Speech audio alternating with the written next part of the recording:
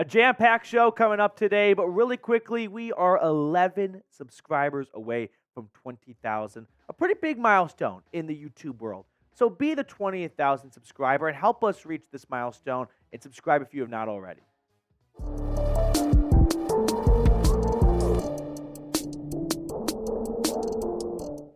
What's going on, everyone? Coming up on today's show, we're going to recap the latest Jerry Jeudy trade buzz. I know we went through that all last offseason, and it got kind of boring, but it's picking up again, so we'll touch on that. And then we'll talk about the spicy, juicy rumor out there of the Broncos getting new uniforms.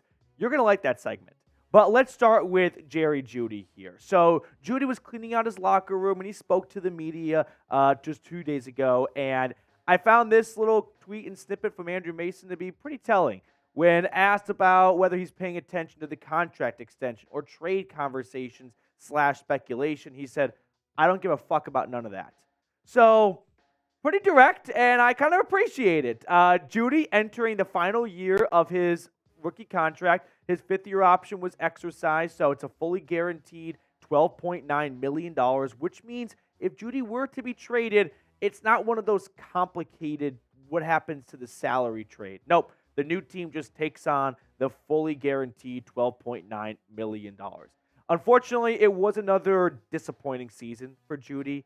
I mean, we can start putting blame in different spots, but at the end of the day, 4 years in the league, 3 out of those 4, 3 touchdowns or fewer, and he only got his second touchdown in the last game of the season.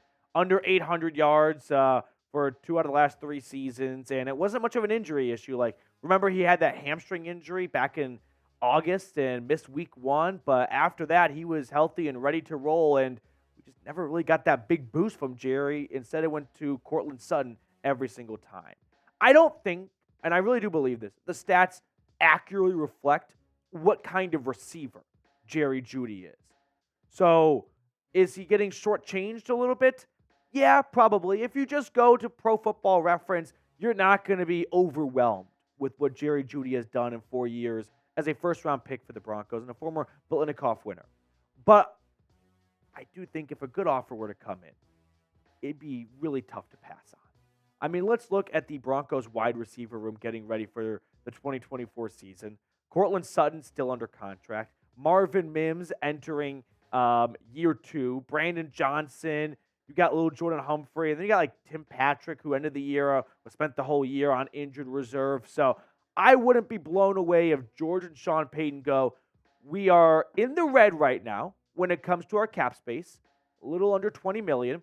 We can unload nearly $13 million of that, get a draft pick in exchange, and roll with Courtland Sutton, Marvin Mims, and we'll add another guy either in the draft or free agency. Plus Brandon Johnson and little Jordan Humphrey played kind of just as well at times as Jerry Jeudy did. So if a trade like this were to come across, what do you guys think? Jeudy to say the Buccaneers, because I thought Mike Evans is probably leaving Tampa Bay, but if they want to stay competitive in the NFC South, maybe pick swap. I thought about the Elijah Moore trade last year when he went from the Jets to the Browns. The Browns gave up a second-round pick, but they got Elijah Moore and a third. I think Jerry Jeudy's trade value is higher than Elijah Moore's, so a second-rounder to Denver, who the Broncos do not have right now, by the way, because their second-rounder went to New Orleans for Sean Payton. So you'd be back to having a first, a second, and a third. In exchange, you give up Jeudy and a 2024 fifth-rounder, because I don't think Jeudy for a second straight up is going to clear a lot of teams given 4 years of less than 1,000 receiving yards. And, I mean, he's got 11 career touchdowns, I think, at this point, and tossing $13 million guaranteed no matter what. You might have to throw something back to get the trade to go through. So would you do this trade? If you were George/Sean Payton, but really Sean Payton, would you do this trade? Accept or decline? Deal or no deal? Did you see that they're coming out with a new deal or no deal, by the way? It's like a jungle version. So we'll see if Jerry Jeudy is in that version. But for everyone that's going to fill up the comment section with, no, it's not Jerry Jeudy's fault. They've had so many different quarterbacks, so many different head coaches. You're not wrong. And that's why I go, the numbers probably don't do Jerry Jeudy justice. Because when you look at the individual plays, like that touchdown he had against the Raiders was a great touchdown. Yards after the catch. I mean, fighting through contact, it was awesome. But if your argument to keep Jerry Jeudy is it's not his fault, they've had 6 different starting QBs in 4 years, 3 head coaches, 3 offensive coordinators, give them some stability, and you're going to see more of what we saw against the Raiders and more of what we saw at the end of last season. Maybe, possibly, but I got bad news for you. You're not getting any stability in the near future. They're getting a new quarterback in 2024. There's going to be more carousel. There's going to be more unknown ahead. It's not going to be rock solid. It's not going to be the same quarterback, OC, and head coach for the next 5 years.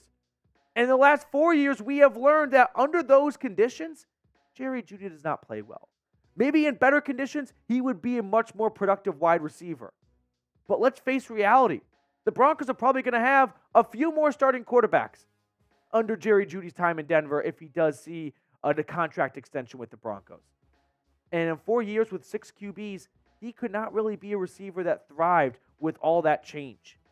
So if more change is coming, what reason do we have to believe that we're going to get better play out of Jerry Jeudy? Now, a lot of you might be asking, what about using Jerry Jeudy in a trade to move up in the draft to get a quarterback? And I thought about that, and I can get behind that without a doubt. But here's the issue I run into. I'm looking at the draft order right now. I believe the Bears are going to take a quarterback. I think they're going to move on from Justin Fields.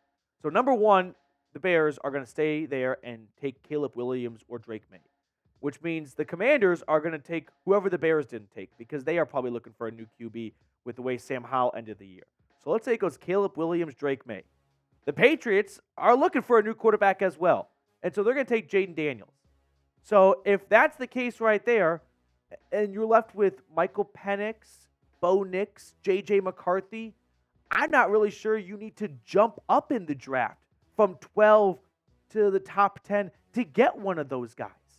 And I don't see how the Broncos could get the Chicago Bears, the Washington Commanders, or the New England Patriots to do a trade to move back when those teams all need a quarterback, right? And this is a QB-loaded class. So maybe the Patriots go Joe Alt, fuck it. But maybe one of them falls in love with Marvin Harrison. But ultimately, I think you're going to see all 3 of those top-tier QBs go possibly in the top 5. And if all those teams are QB needy, why would any of them agree to move back to help the Broncos get a QB?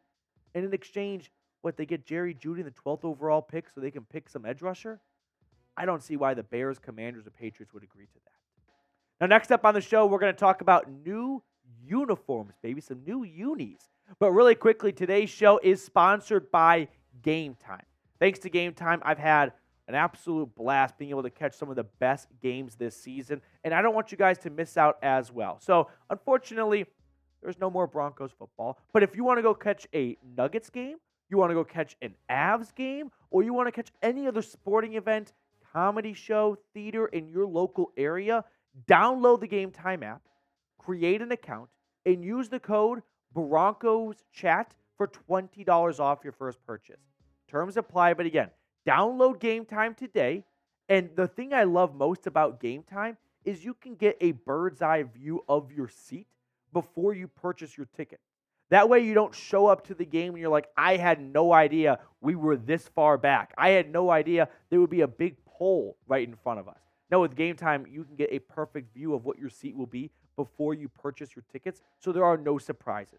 So once again, download the Game Time app, create an account, use code BroncosChat for $20 off your first purchase. I put that link in the comments and description of today's video. Download Game Time today. Last minute tickets, lowest price guaranteed. So let's talk about the fun Reddit rumor going out there about the Broncos getting new uniforms potentially. So this is not the new uniform. Graphic God whipped together a really cool uniform, but no, this is not the actual confirmed uniform leak or anything. But there was a very interesting, deep, dark internet rumor about the Broncos getting new unis that went from a Broncos forum page over to Reddit. And this is why I love my job, because all of you guys get to have a wonderful 9 to 5, and I'm going to go into the annals of the internet and find uniform rumors. So here we go. Let's dive into it. This comes from a Broncos forum where someone wrote, the Broncos are getting new uniforms this year that will be unveiled around draft time.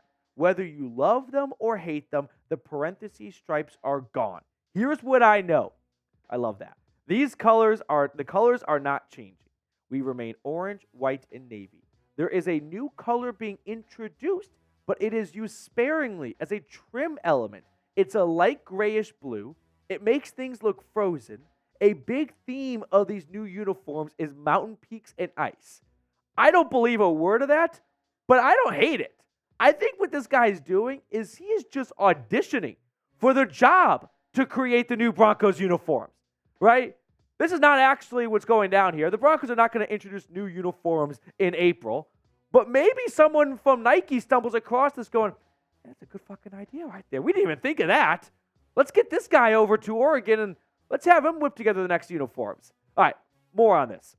The Broncos will be moving to white helmets permanently. The helmet logo remains the horse head, but it has a shiny finish to stand out off the white shell. The helmet stripe is a classic tristripe of navy orange. The face mask will be interchangeable based on uniform combos. There are 3 new tops and 1 throwback. The new tops are orange, navy, and white. The tops have white shoulders. On the orange top, there are blue mountains with the white acting as a snow cap and have white numbers with topography lines of the Rocky Mountains on the inside of them. Now I think we're probably trying a little bit too hard. We're kind of approaching NBA level of uniforms. The NBA had a bad stretch where they overdid it on the uniforms, right? Where they were putting different languages and they were going different courts. Like, there was a moment where the NBA maybe had to hit pause on trying so hard with the new unis. And this is where we are getting dangerously close to. And I do like that in the NFL, there is a little bit of a less is more attitude. And I do like that about the NFL compared to the NBA and some other leagues where they decide, hey, more is more here. But this might be my favorite part. The Broncos have 3 pants options with the white, navy, and orange tops, and they are white, navy, and orange. They feature no stripes, but have 5,280 stacked down the leg in the same color as the pants, so it's subtle. I love that. Just a little subtle addition of Mile High, which this is where I go back to the NBA. They're probably trying a little too hard by adding 5,280. Like, there's plenty of places at Empire Field where that is postered everywhere. I don't know if we need to add that to the uniforms as well. I think that, by the way, what about when they're on the road? That might be a bit awkward. Imagine playing below sea level in New Orleans, and they're like, we are 5,280 centimeters off of sea level here. Now, unfortunately, if you loved all that, I got bad news for you. It ain't happening. Greg Penner, along with Sean and George Payton, spoke to the media yesterday, and he talked about the jerseys. And Andrew Mason shared that, saying, nothing to announce on new uniforms today. Says it's a several-year process with the league and Nike to get there. Says there will be something to announce. Says there will be something to announce in the future, but not today. So we go from new unis coming out in April to Greg Penner saying it's not going to be for another few years. And I can't really think of a reason why Greg Penner would lie about this. Like, you could just say it's going to be in the future and just not put a timetable on it. But he did. And I don't know why you would lie about a timetable. If that's not good enough for you, Benjamin Albright, who's very well tapped in with the team, he tweeted out, all I can confirm is that hideous thing floating around on Reddit is not something that has ever been discussed per team source. The guy who came up with it, I think he just like had some time and hated his 9-to-5 job and just like, I'm going to make new uniforms. And I think he did a pretty solid job altogether. And maybe Nike looks at that and goes, we've got some ideas to work with here. But no, I do not believe those are going to be the new uniforms that come out come draft time. I do think they will get some new uniforms eventually, but not because of the Reddit thread. But let me know. Do you want new uniforms? Yes or no? Get in the comment section right now. Be honest with me. If you like the current uniforms and you want to stay as Pat, or if you're like, it wouldn't be the worst thing in the world to get something different in the locker room. That's going to do it for us on today's show. Thanks so much for tuning in. I really appreciate everyone taking time out of their day to come hang out with us here. We're going to sign off and see you all later.